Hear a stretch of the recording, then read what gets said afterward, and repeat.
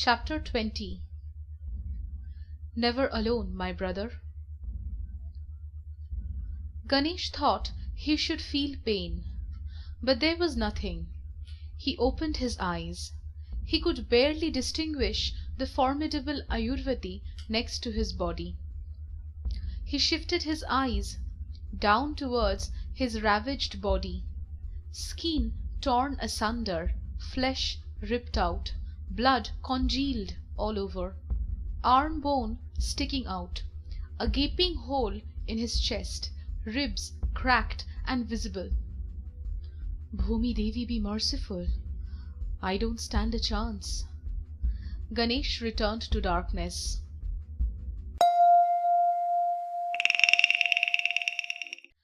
A sharp sting on his chest. His eyes opened slowly, barely. Through the slits he could see Ayurvati changing his dressing. He could feel again. A good thing, right? He slipped into his dream world once again.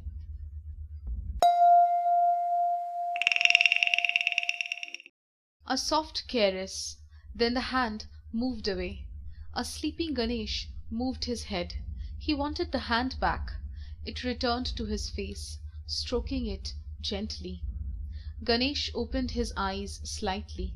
Sati was sitting next to him, leaning over, her eyes swollen, red. Ma? But Sati didn't respond. Maybe she hadn't heard him. Ganesh could see outside the window behind Sati. It was raining. The monsoons. How long have I been unconscious? Ganesh saw a man leaning next to the window against the wall, a strong man whose normally mischievous eyes were expressionless, a man with a blue throat, a man staring intensely at him, trying to figure him out. Sleep snatched away Ganesh yet again.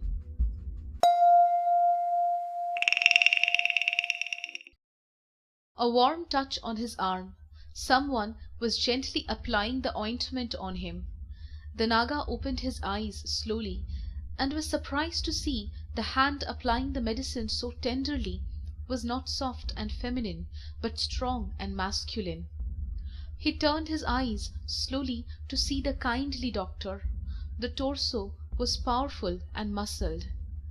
But the neck, it was different. It radiated a divine blue light. Ganesh was stunned. A gasp escaped his mouth. The hand applying the medicine froze. Ganesh could feel a pair of eyes boring into him, and then the Neelkant rose and left the room. Ganesh shut his eyes again.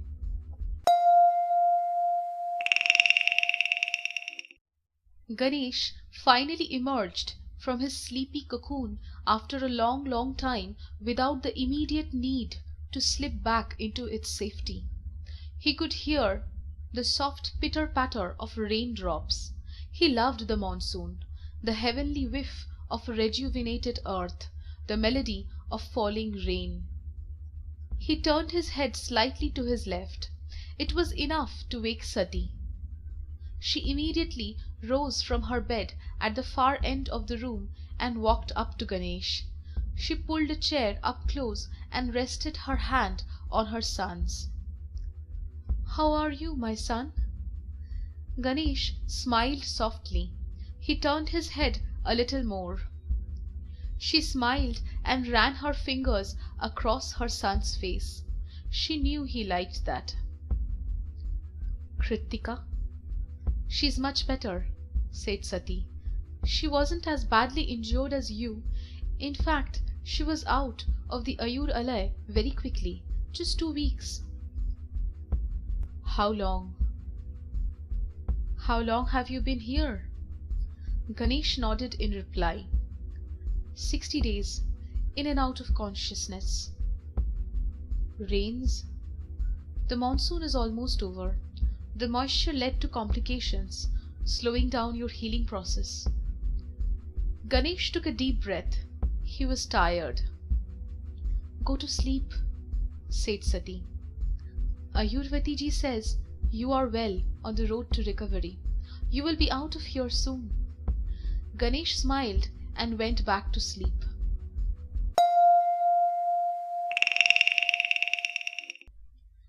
Ganesh was woken up abruptly by Ayurvati, who was staring at him pointedly. How long have I been sleeping? Since the last time you were awake, a few hours. I sent your mother home. She needs to rest. Ganesh nodded. Ayurvati picked some paste she had kneaded. Open your mouth. Ganesh winced at the foul-smelling paste. What is this, Ayurvati ji? It will make the pain go away. But I don't feel any pain. You will when I apply the ointment, so open your mouth and keep it under your tongue. Ayurvati waited for the medicine to take effect. Then she opened the dressing on Ganesh's chest. His wound had healed dramatically. Flesh had filled up and some scar tissue had formed.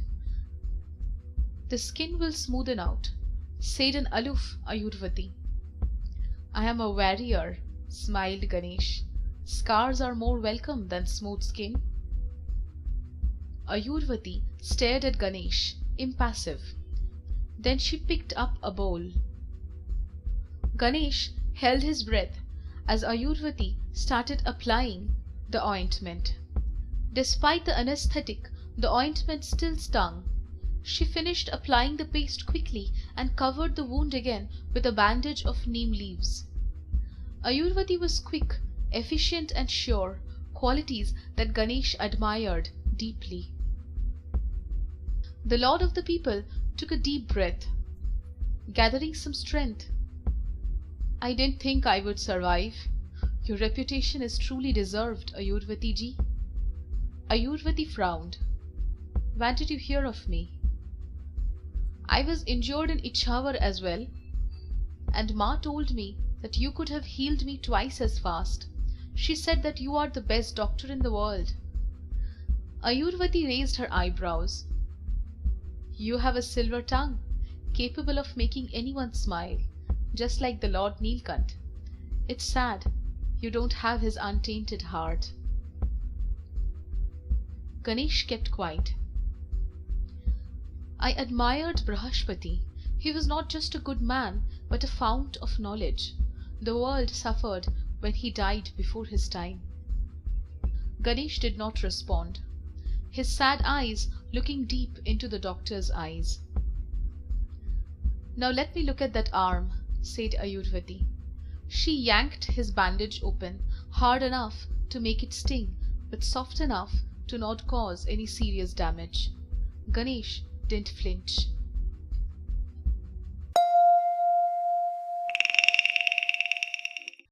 The next day, Ganesh woke up to find his mother and aunt in the room, whispering.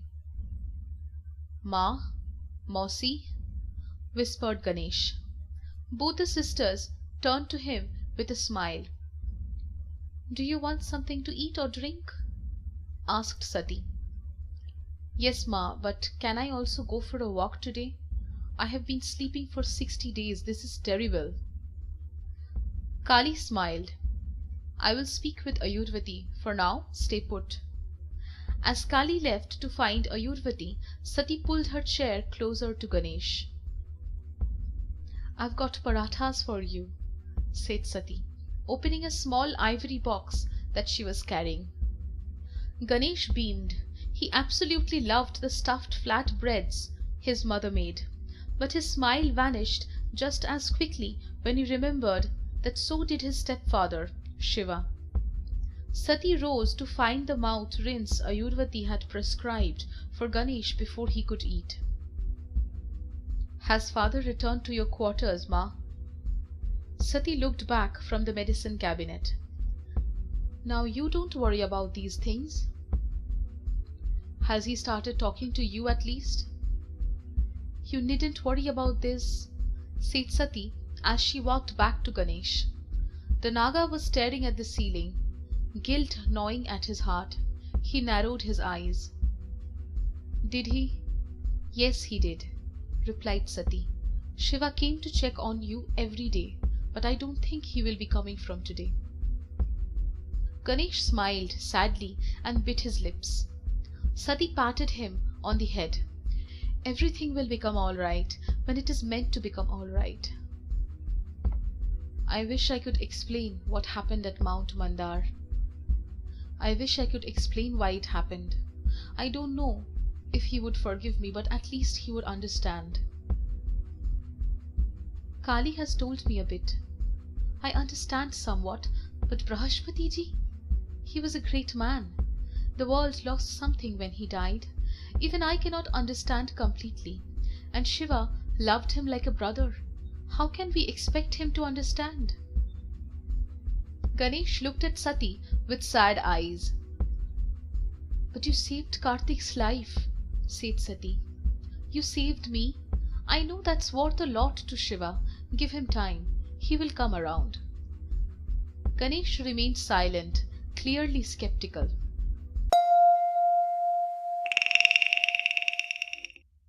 The next day, with Ayurvati's permission, Ganesh left his Ayur Alai room to take a short walk in the garden next door to Atithigwa's grand palace. Ganesh walked slowly, leaning on Kali's shoulder, with a walking stick taking the bulk of his weight. He had wanted to walk alone, but Kali would hear none of it. As they reached the garden, they heard the loud sounds of clashing steel. Ganesh narrowed his eyes. Someone's practicing hard. Kali smiled. She knew Ganesh liked nothing better than seeing warriors practice. Let's go. The Naga queen helped Ganesh to the central area of the garden. Ganesh was, meanwhile, commenting on the quality of the practice based on the sounds he heard. Quick moves. These are steel swords, not meant for practice. Accomplished warriors duel over there. Kali simply helped Ganesh through the fence gate. As they entered, Ganesh recoiled. Kali strengthened her hold on him. Relax, he is not in danger. At a distance, Karthik was engaged in a furious duel with Parvateshwar. He was moving at a speed that shocked Ganesh. The 3-year-old may have been the size of a 7-year-old, but he was still significantly smaller than the gargantuan Parvateshwar. The Meluhan general was swinging hard with his sword, but Karthik was using his size to devastating effect. He bent low, forcing Parvateshwar to sweep lower with his sword, an action that most skilled swordsmen were not good at. Nobody trained to battle midgets. Karthik also had the ability to jab and swing with shattering speed and accuracy, swinging up at Parvateshwar at an angle that any grown man would have found impossible to defend. In just a few minutes, Karthik had already stopped short of 3 deathly blows at the Meluhan general, all in the lower torso area. Ganesh stood gaping. He's been practicing every day since you were injured, said Kali. Ganesh was even more amazed by something he had seen only a handful of warriors do. Karthik uses 2 swords simultaneously. Yes, smiled Kali. He doesn't use a shield. He strikes with his left hand also. The boy says that offense is better than defense. Karthik heard Sati's voice speak out loudly. Stop! He turned to see his mother rise from a ledge at the corner. Sorry to disturb you, Pitritulya, said Sati to Parvateshwar, the man she respected like a father. But perhaps Karthik may want to meet his Dada. Parvateshwar looked up at Ganesh. The Meluhan general did not acknowledge Sati's older son, not even a curt nod. He simply stepped back. Karthik smiled at seeing Ganesh ambling slowly towards him. Ganesh was shocked at the change in Karthik. His eyes didn't have the innocent look of a little boy anymore. They had steel in them, pure, unadulterated steel. You fight very well, brother, said Ganesh. I didn't know. Kartik hugged his brother, holding him tight. The embrace hurt Ganesh's wound, but he didn't flinch or pull back. The boy stepped back. You will never again fight alone, Dada. Never. Ganesh smiled and embraced his little brother once again, his eyes moist. The Naga noticed that Sati and Kali were silent. He looked up to see Parvateshwar turning towards the gate. Parvateshwar banged his right fist on his chest and bowed low, executing the Meluhan military salute. Ganesh turned in the direction Parvateshwar was facing. At the gate stood Shiva, arms crossed across his chest. Expression blank. His hair wind-swept and clothes fluttering in the breeze. Staring at Ganesh. Ganesh, with Kartik still in his embrace, bowed low in respect to the Neelkant. When he straightened up, Shiva was gone.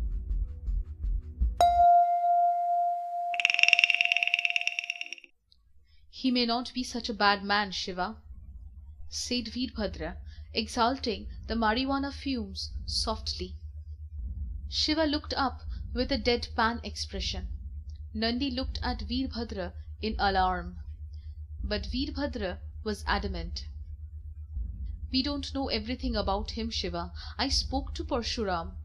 It was Ganesh who assisted him, the one who helped him fight against the injustices he faced. Apparently, Parshuram had been grievously injured when the Brangas first attacked him. Ganesh found the wounded Brahmin on the banks of the Madhumati and rescued him. On hearing Parshuram's terrible story, he also swore to support him in any way that he could. Shiva simply took the chilam from Veerbhadra and took a deep drag, not saying a word. You know what Kritika said? Ganesh fought like a man, possessed, to save Kartik, nearly sacrificing his own life in the process. Kritika is a good judge of character. She says that Ganesh has a heart of gold. Shiva kept quiet, exhaling smoke.